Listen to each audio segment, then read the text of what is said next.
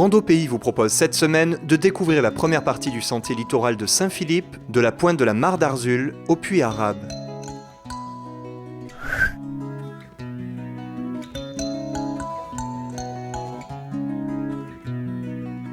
Rendez-vous au sud de Saint-Philippe, à la pointe de la Mare d'Arzul.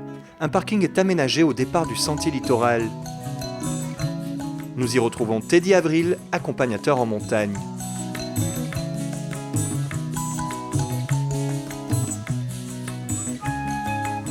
Depuis le Cap Méchant, progresser jusqu'à Saint-Philippe nécessite souvent de tracer son propre chemin en bord de falaise. Pour continuer de découvrir le littoral après Saint-Philippe, le cheminement est plus confortable.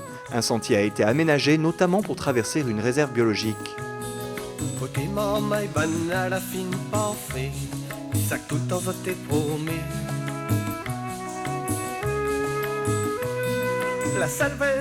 Gérées par l'ONF, les réserves biologiques sont une dizaine à La Réunion et celle de Saint-Philippe est la seule située sur le littoral. La zone que nous traversons aujourd'hui est donc l'une des portions du littoral les plus préservées de l'île.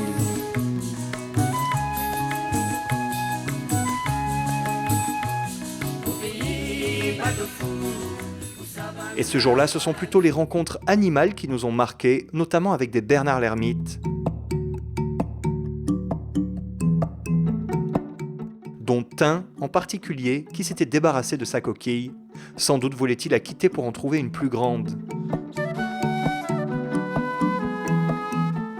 Plus loin, on a pu se rendre compte de la taille que pouvaient atteindre justement certains spécimens.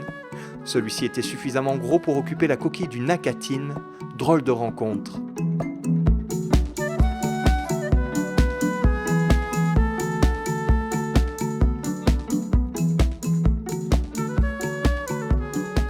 Quelques arbres en bord de chemin ont aussi retenu notre attention, comme ce beau bois de chandelle.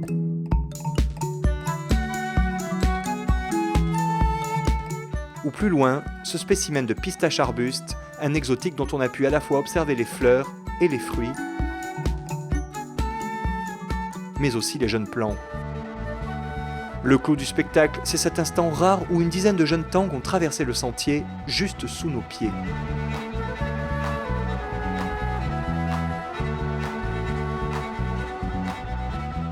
En sortant des sous-bois, il est parfois possible d'aller en bord de falaise, notamment pour jeter un œil aux souffleurs.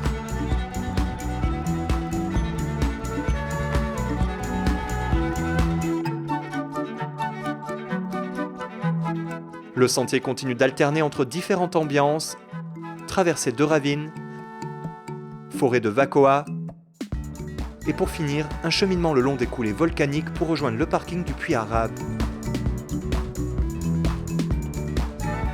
C'est ici que notre randonnée se termine, sur ce site où l'on peut découvrir ce fameux puits dont on a longtemps cru qu'il avait été bâti par des navigateurs arabes avant la colonisation de l'île. En particulier à cause de sa technique de construction, semblable à celle employée en Orient. Mais tout compte fait, il serait l'œuvre d'Européens au début du 19e siècle.